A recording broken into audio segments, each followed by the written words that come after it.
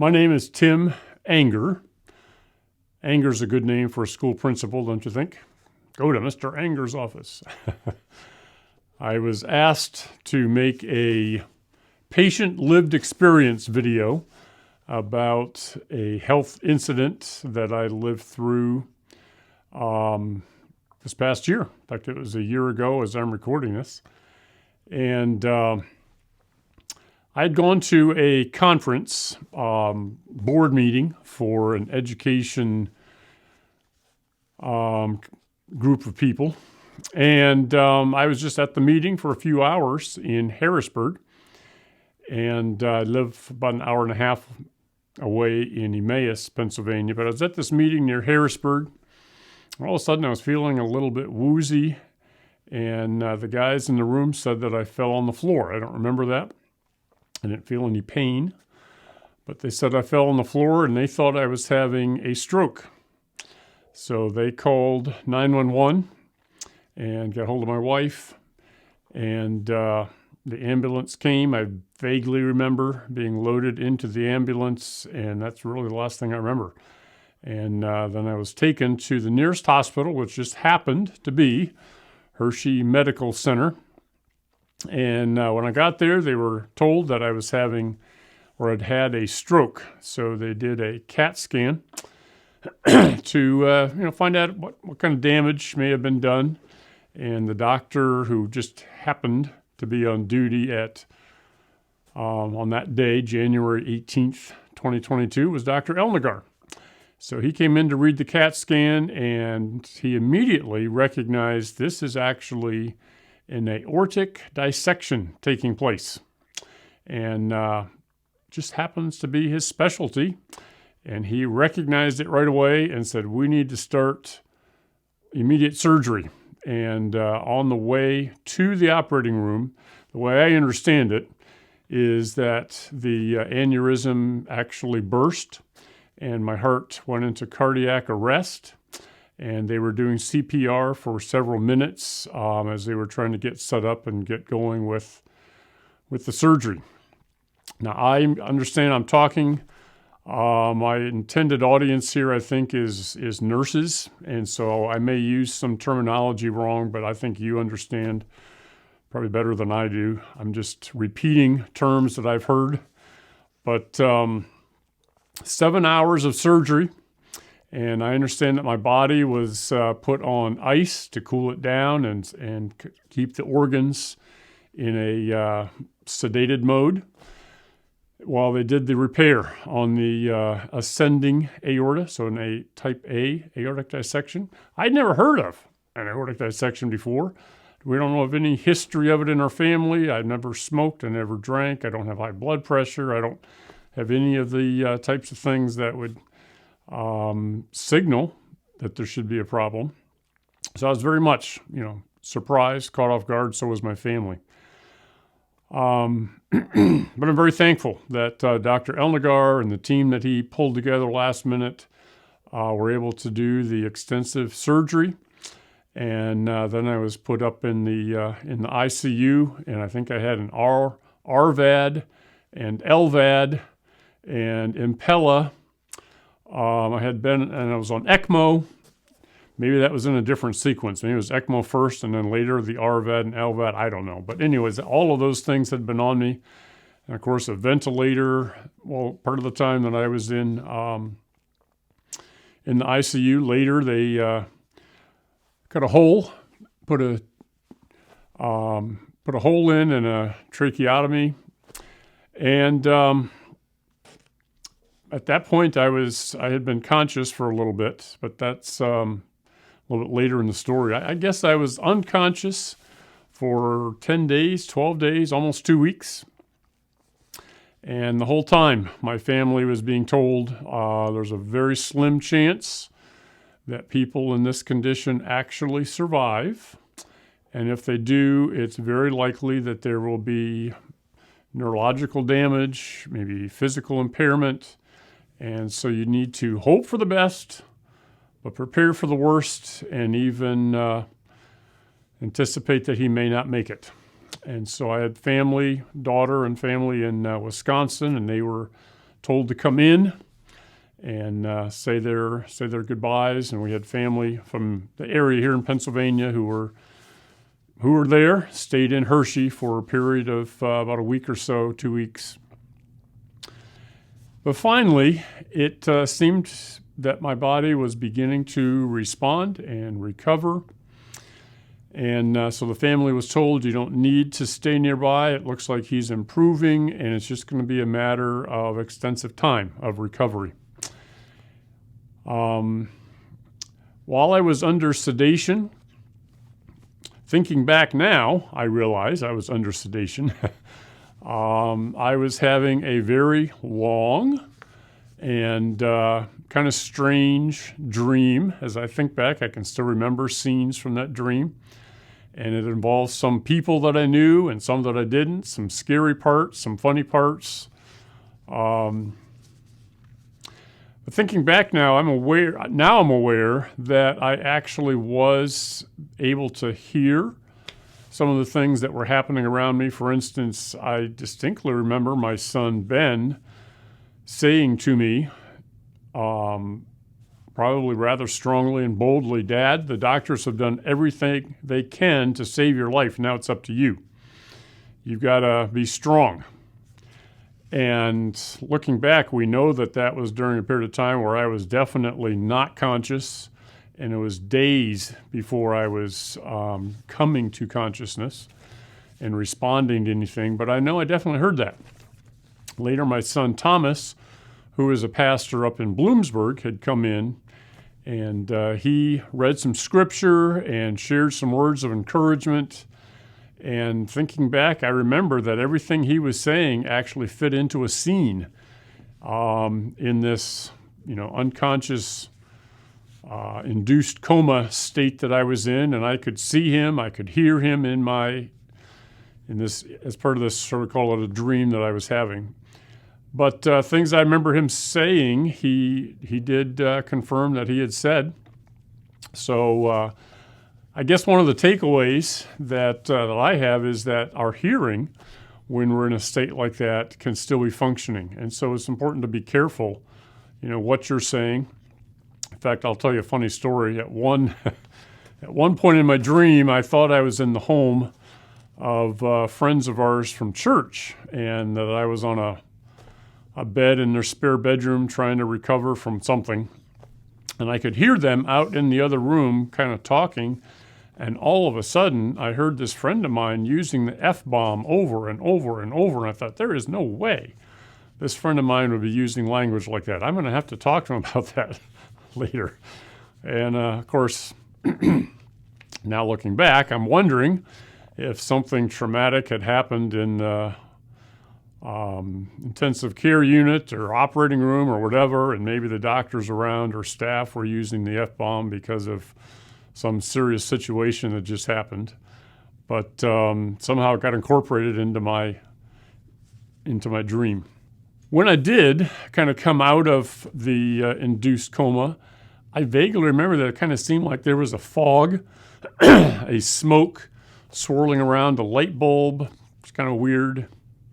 And I gradually was kind of becoming aware of my surroundings. And thankfully, and this actually was an answer to prayer, our family are strong believers in God and in His Word. And like I said, I'm a principal teacher at a Christian school. And we've been praying, and a lot of people praying, that when I would finally come to consciousness, that somebody from my family would be in the room. Now you realize that in ICU, you can only have one family member, at least at that point, one family member per day, and only for a maximum of 2 hours. So it's kind of a small chance that would happen. But as it happened, when I came to, my wife was in the room, and she was just singing some songs and quoting some verses. And I was kind of aware of her in the room, and then she asked, "Hey, should I sing such and such?" And I blinked my eyes or nodded my head or something that indicated yes, and that was the first response to anything that they had seen. So she was ecstatic and shared that with the nurses, and the doctor said this is a very encouraging sign. It still was a long time that I was in ICU and recovery, but that was the beginning. And I still have images of that room. I can still see this clock on the wall, although I wear glasses, and I didn't have glasses on at that point, so it's hard to focus and see what time it was and try to imagine the passage of time and what was happening. A lot of noises in the room, a lot of beeps and buzzes and nurses coming and going.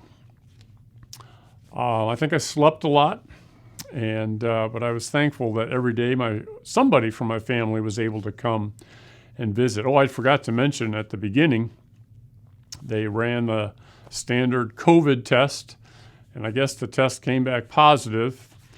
And so everybody who came in the room had to put on the full COVID protection garb, the nurses, my family members.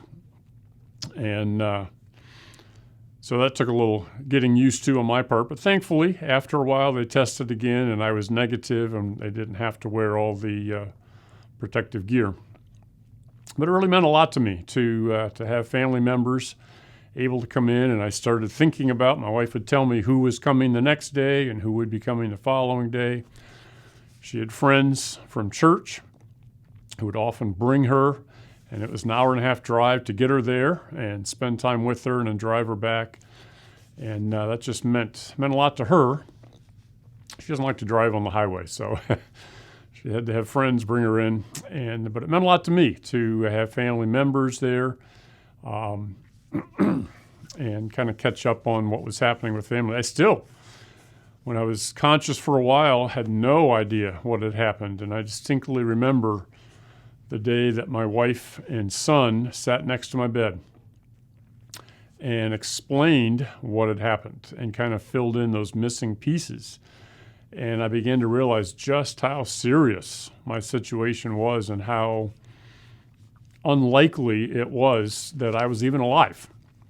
And it was still uncertain at that point whether I would have any physical disabilities from it and exactly what my mental capabilities would be. And so it was very sobering.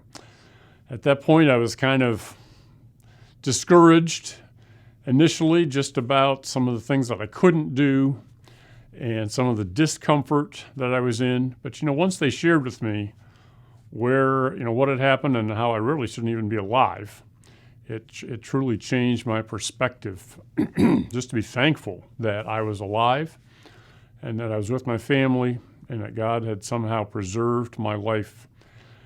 And, I think my mind was, even though it was working slowly, it was working.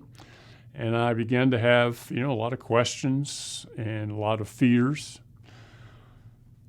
But sadly, it was very difficult. Thinking back, it was sad. Difficult to communicate because I could not talk with the ventilator in. Even when they took the ventilator out, because it had gone through the vocal cords, they had been affected, and I could not speak. After they did the trach, they put a little valve on there that allowed me to do some speaking, but it didn't sound like my voice. And, honestly, at that point, I thought this is probably my voice for the rest of my life, and maybe this is the way I'm going to live. I didn't realize at that point that it was a temporary thing, and it would eventually be removed, and all I'd have is a scar to show for it. I don't think my voice has returned 100% to what it was, but pretty close. So during that time, it was difficult to communicate, and we had these cards with typical things you could point to of needs, but it seemed like whatever my need was, it wasn't on that card. And you could point to letters to spell things out, but my fingers were just bouncing back and forth, and I couldn't even point to things, and it would make my arm tired just to lift it that much. But then I remembered that back in college, I had learned the sign language and just at least spelling words.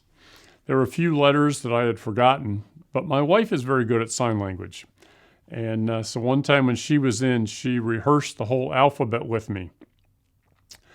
And then I remembered what the missing letters were, and I was able to spell words for her. I'll tell you a funny story.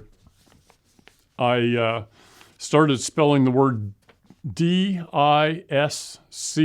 and she stopped and said, disco, what are you talking about disco for?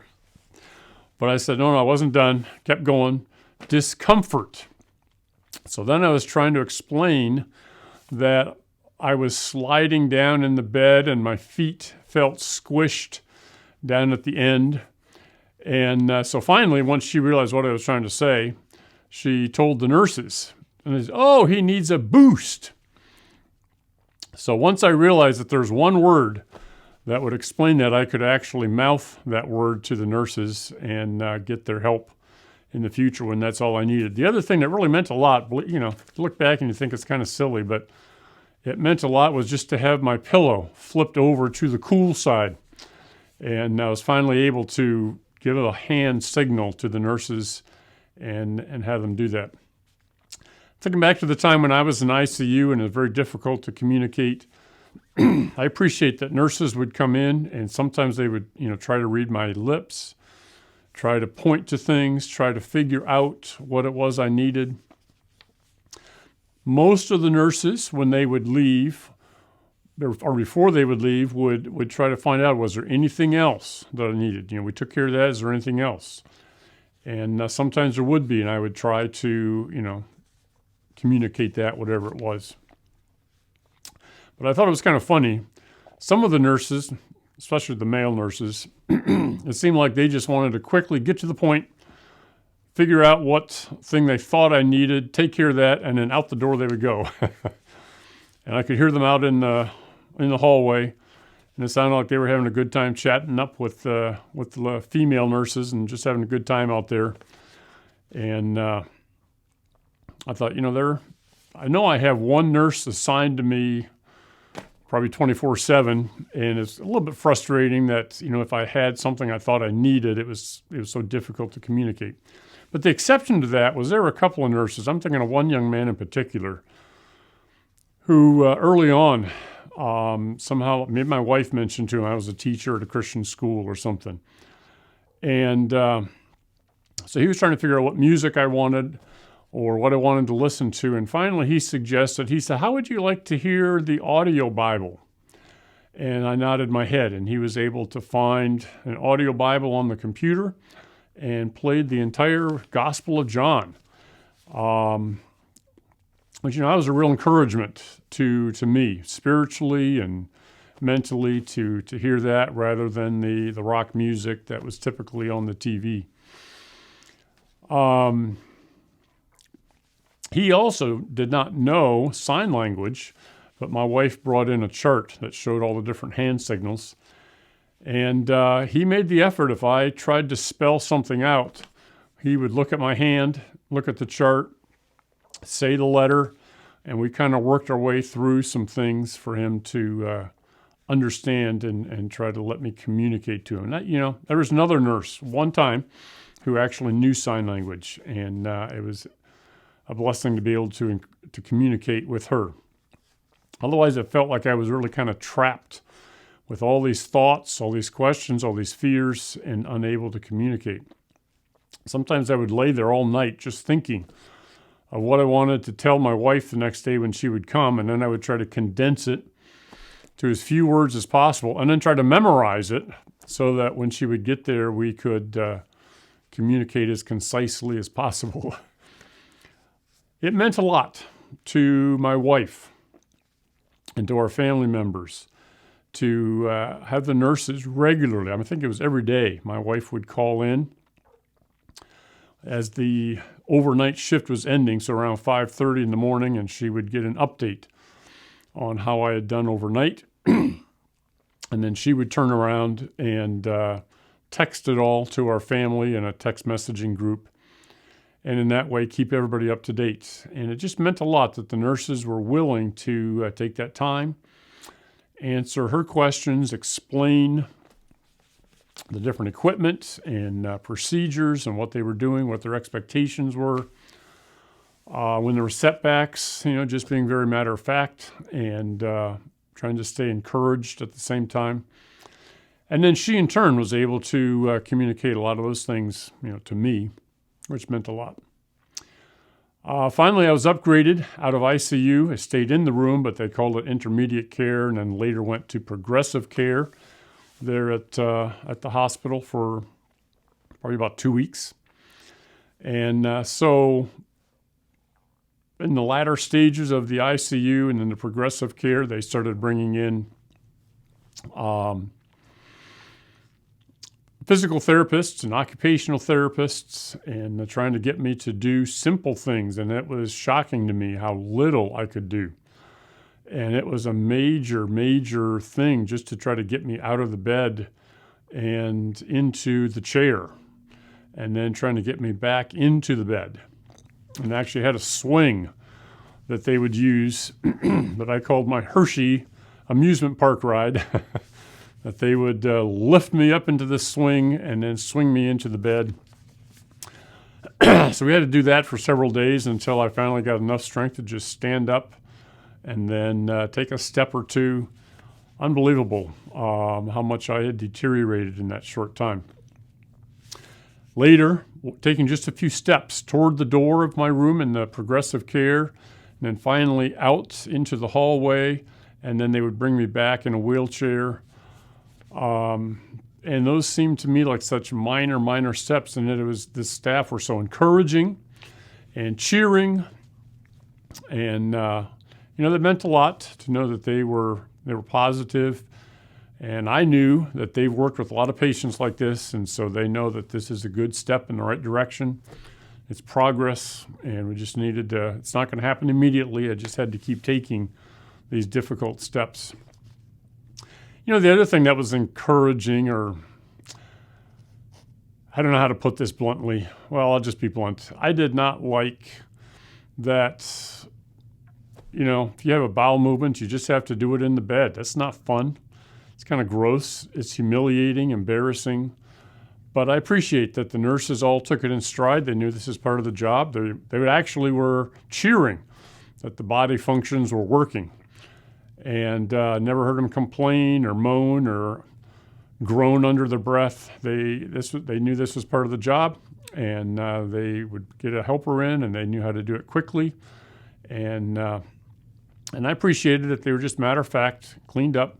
We could move on. The other most uncomfortable thing was having a catheter, Foley catheter put in and later removed, and had to put it in again, and that was just miserable with an enlarged prostate. And but I appreciate that they tried to find somebody actually on the floor who was an expert, so to speak, in doing that, and was able to find a way to get it in with a little less discomfort. One other thing that was very uncomfortable while I was in ICU, and I realize a lot of the nurses are in a hospital like Hershey are nurses in training. We have experienced nurses on the floor, obviously, but a lot of nurses in training. And my feeding tube had gotten clogged overnight by trying to shove some medicines into the tube, and I don't know if it hadn't gotten flushed right or what happened, but no matter what they tried to do, they could not push any fluids through the tube to get it back into my intestines. And so after calling in several nurses, it was like 2 a.m, and trying everything to try to clear the tube, and it just didn't work. They finally had to take that one out and put a new one down while I was awake. And that was so incredibly uncomfortable. And I was just really moaning and groaning and wishing there was some other way of doing it. But there really wasn't. And so they, again, finally brought in somebody who was very experienced at it and was demonstrating, how to do it, and telling me, to swallow at the right times, and finally got it down there where it needed to be. So even though it was uncomfortable, I knew it needed to be done. I just really feel, now that when I hear of other people who are in the hospital, we have a young man from our church who's had a feeding tube for a year, and I know that he's had that feeding tube replaced numerous times, and that's just got to be a very, very difficult thing. And so I know it's difficult for nurses to have to do these types of things, but it has to be done. And so I thank the nurses for all they do. and for all the care that they give.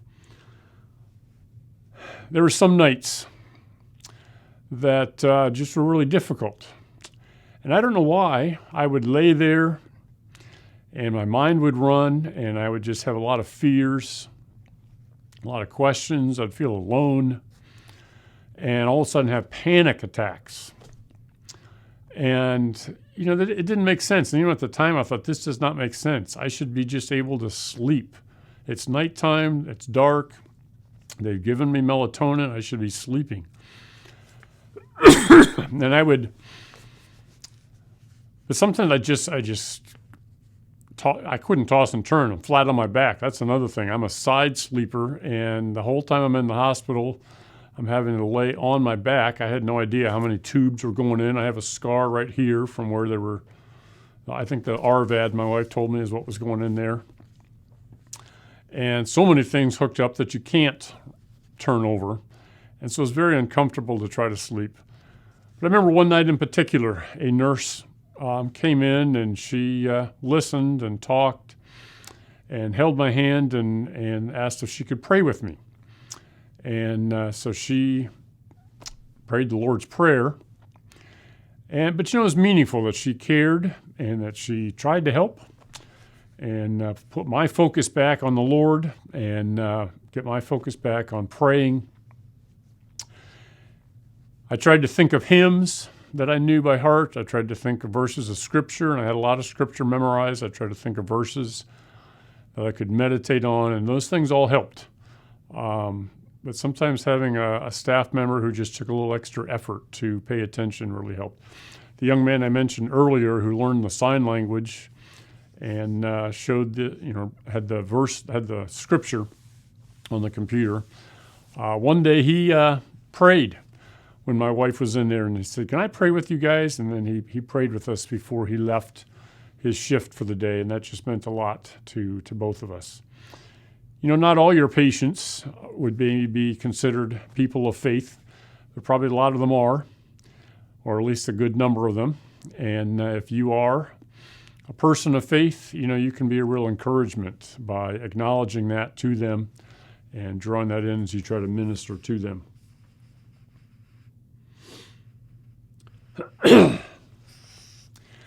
I'll just end by saying we went from then, finally, it was a long process trying to get approved for rehab.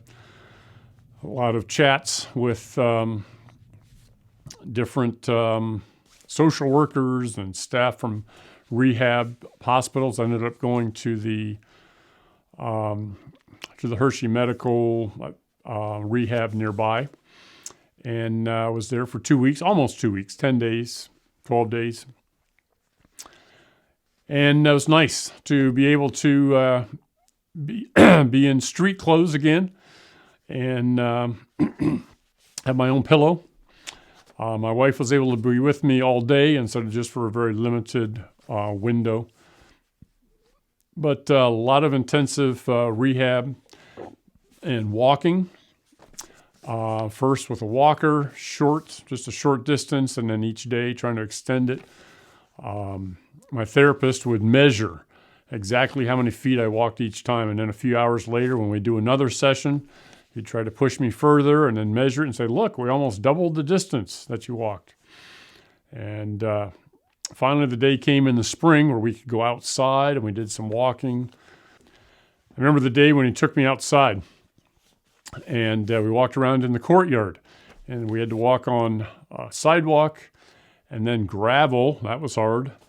But then I couldn't believe how difficult it was to walk on the grass. I always walked on the grass at home, but it was like impossible to walk across this patch of grass, even with the walker. But by the time I came to the end of that 2 weeks even, I had progressed to the point where I could use just a cane, and I was walking without my aide having to stand right there with me. And it encouraged my wife to see that I was making that much progress. They showed me how to take a shower. That felt really good, finally in rehab, to get a shower after all those weeks. While I was in the hospital, they did do a shower cap where they put a hot cap on and shampoo it and then dry my hair and comb it. And it was unbelievable